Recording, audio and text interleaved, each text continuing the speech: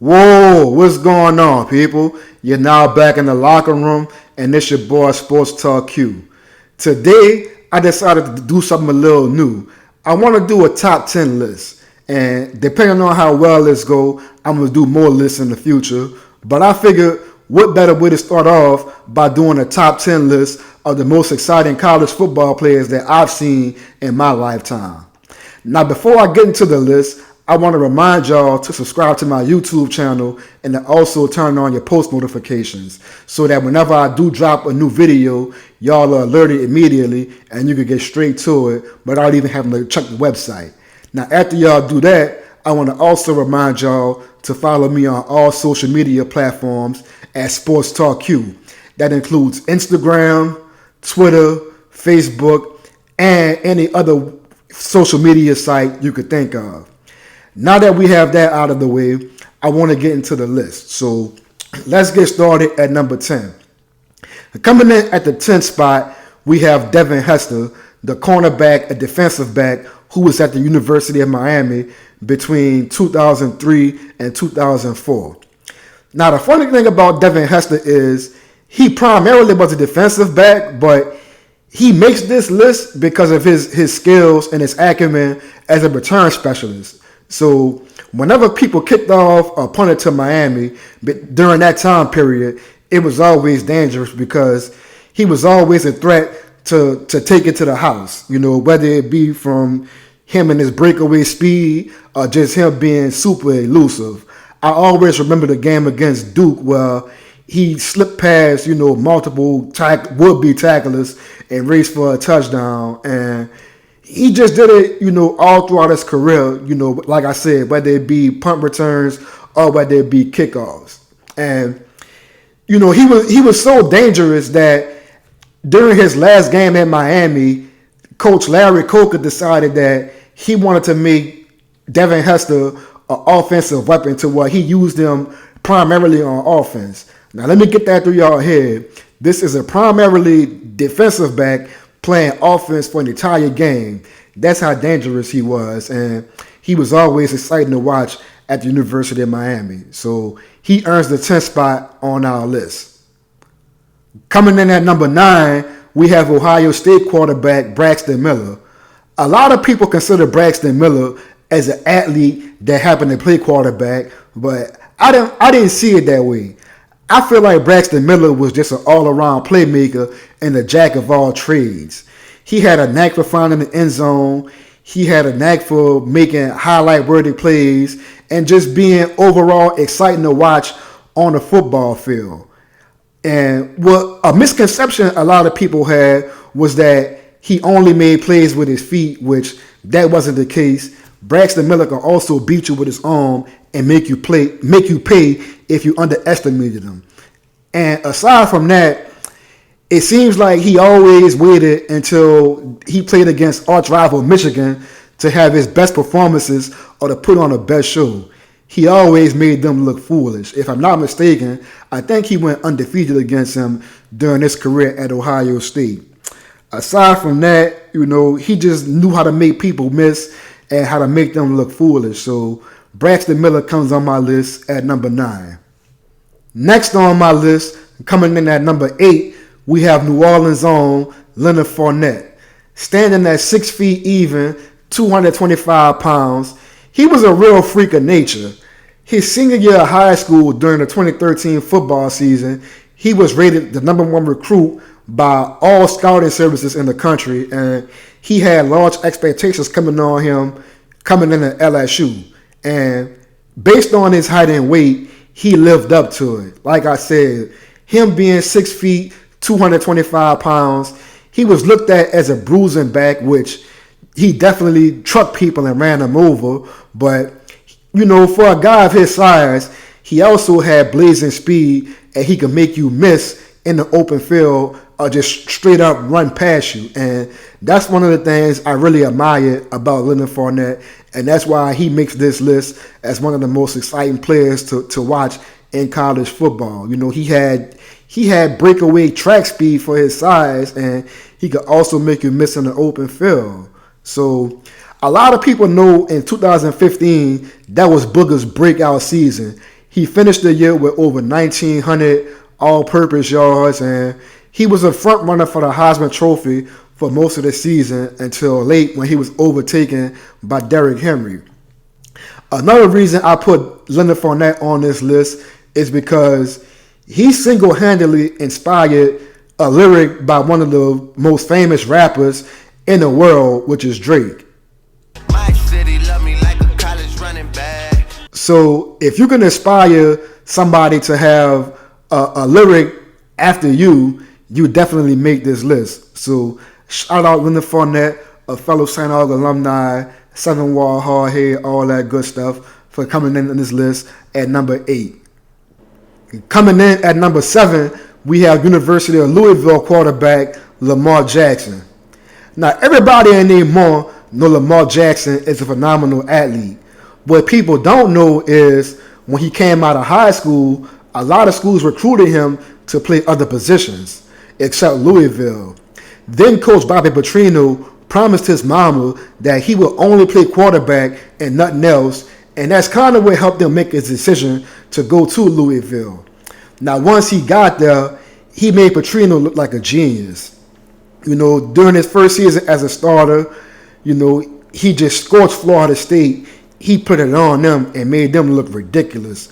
I think dude scored like 4 touchdowns in the first half, and aside from just that one game, he became the Heisman front runner with his elusiveness and his uncanny speed.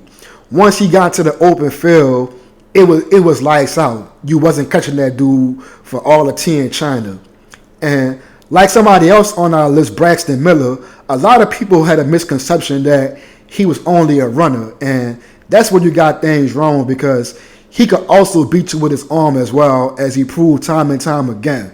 And because of the season he had in Louisville in 2016, he won a bunch of college football awards, including the Heisman Trophy. And of course, everybody knows he went on to go to the NFL, win the MVP for a season. But all that started back at the University of Louisville, and he was exciting to watch week in and week out. And dude was just fun to watch, man. So he comes in my list at number 7. Coming in at 6, we have Tyrann Matthew, another LSU Tiger who hails from New Orleans, Louisiana, in my high school, St. Augustine High School. Shout out to all. So Tyrann is a defender who made this list, a defensive back, nickel back, who made an impact on all of college football during the 2010 and 2011 season. So for those of y'all who don't know, Tyrann Matthew was a turnover machine. Wherever the ball was at, he wasn't far behind it, and he just had a knack for creating turnovers. As a matter of fact, during the 2011 season, he created so many turnovers and played with such a reckless and fearless abandon. He earned the nickname of the Honey Badger, which is a fearless animal that isn't afraid of anything. And, for people who don't know, Tyra Matthew was, pretty small in stature, but he played like he was 6'4", 6'5", and he became one of the best players in college football. Like I said, whether it be interceptions, forcing fumbles, or just doing anything to help his team win games, he did it. And not only did he do it defensively, he also helped his team on special teams. He was one of the best punt returners and kickoff return specialists in the country during his sophomore season.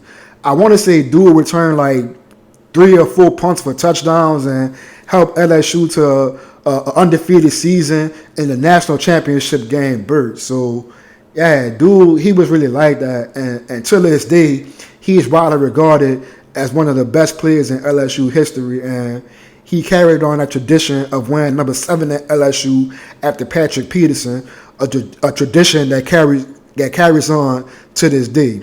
So shout out Tyra Matthew. He's number 6 on my list. Now that we have the first 5 out the way, let's get into the top 5. Coming in at the 5th spot, we have Virginia Tech quarterback Michael Vick. So during the 1999 college football season, Michael Vick changed the landscape forever. So before he came on the scene, Most quarterbacks were either known as being a pocket quarterback or option quarterback. You either drop back and you threw the ball, or you were option quarterback with speed and you were an athlete that, ran an option. Michael Vick showed that you could do both proficiently. So during his redshirt freshman season, he led the NCAA in passing efficiency.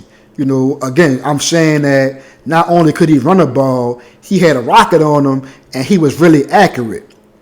And because of that, teams had to play Virginia Tech honestly, and that led to them going undefeated during the regular season and earning the berth in the national championship game. Well, he just went completely off and acted a pure donkey. And they ended up losing the game, but just the fact that what he did was just really phenomenal, and just seeing him being the number 1 overall pick the next year and him being a Heisman finalist as a redshirt freshman, that was just something at the time that was, unheard of and had never been seen before. And just what he did week in and week out and all the highlight plays he made, it was just amazing to watch, especially me as a young teenage kid, and having something to look up to. So shout out Michael Vick for being number 5 on this list. So Michael Vick made the list at number 5. Coming in the 4th spot is the guy that beat Michael Vick in that 99 championship game, the Sugar Bowl, Peter Warwick, the wide receiver from Florida State.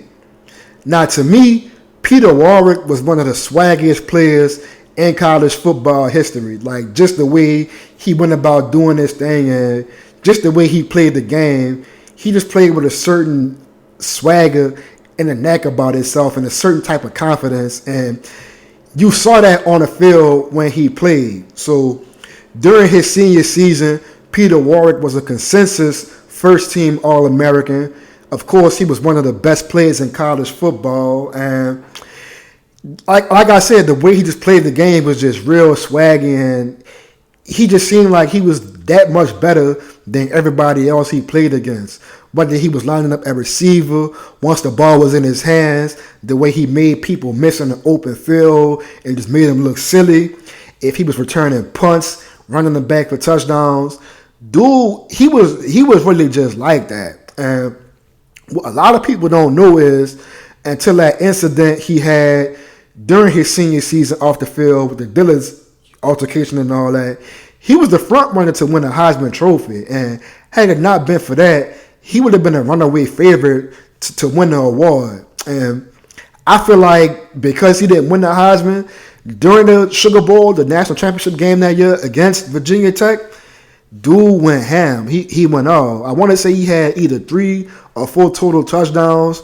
He ran a punt back for like 60 yards, caught 2 long bomb touchdowns, and just as good as Virginia Tech that was that year, he made them look average. So for that reason, Peter Warwick makes this list at number 4. Coming in at number 3, we have Texas A&M quarterback Johnny Manziel, a.k.a. Johnny Football. Now, you don't get a name like that for no reason. You got to be real good and also real fun to watch to have a name like Johnny Football, and he definitely lived up to those expectations. After sitting down his true freshman season during the 2012, he lit college football on fire.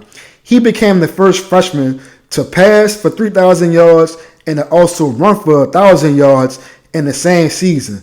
Before him, no other freshman in college football history had done that before. I'm not even sure anybody in college football ever had done that. I got to fact check that, but either way, he was just real fun to watch.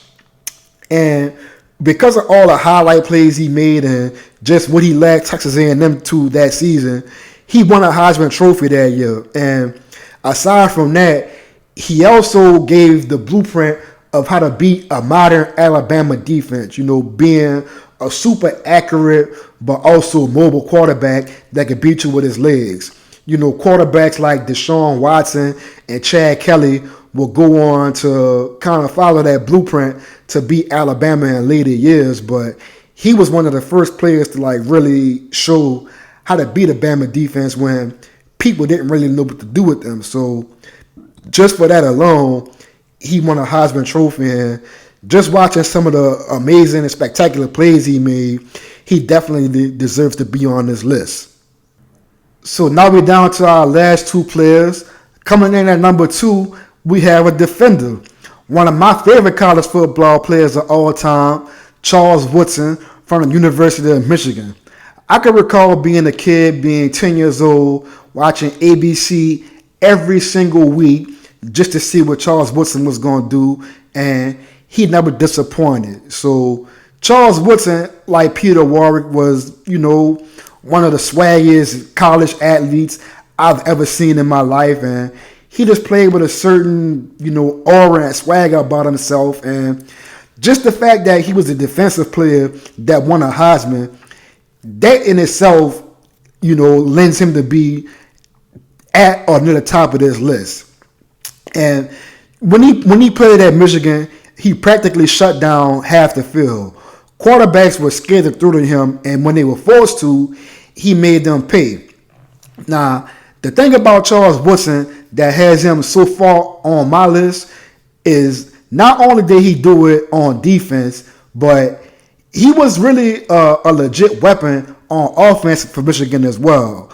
Whether he lined up at wide receiver or lined up in the slot and took reverses and brought up for touchdowns or caught passes in the open field, a lot of people feel like he could have been a legit wide receiver prospect coming into the NFL after his college career. And dude, he just really had fun out there as a college player, and that's what playing college football is all about, going out there and just having fun and putting on for your team and putting on for the area you represent. So I feel like Charles Woodson did an excellent job of displaying that and had a bunch of highlight-worthy plays, and I could watch his highlights all day and just bring me back to my childhood and just having fond memories of just people getting broke off and shook and just him just having fun. So he definitely comes in at number 2 on my list. Again, he's the only defensive player to ever win a Heisman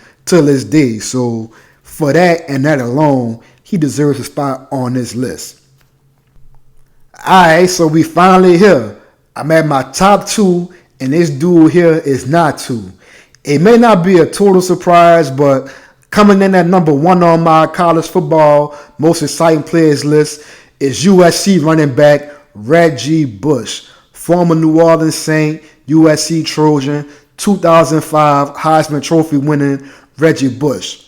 Before LaShawn McCall was known as Mr. Cut on Dimes, Reggie Bush was breaking people off, stopping at the drop of a dime, breaking them off, and just embarrassing people straight up like that.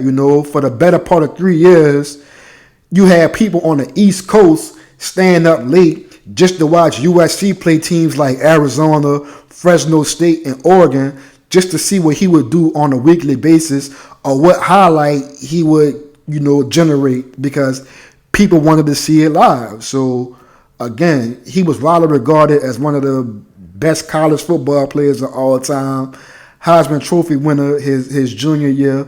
He also almost won it his sophomore year as well, but that's a different story for a different day. But he was just really like that, man. And just some of the high expectations he had on him coming out of high school, going to USC, as hard as this is to believe, he exceeded those expectations. So because of that, and because of all the highlight-worthy type plays people make, and till this day you have young kids who still want to be like Reggie Bush, I have him at the top of my list as the most exciting college football player to ever play the game in my lifetime.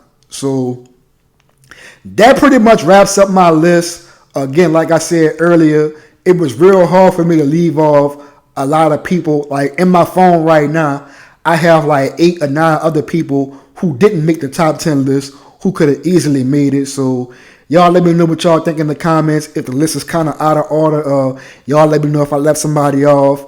Based on the reaction, I may do a part 2 and add on some of the people that I left off my original list, and maybe some people that y'all might want me to add on.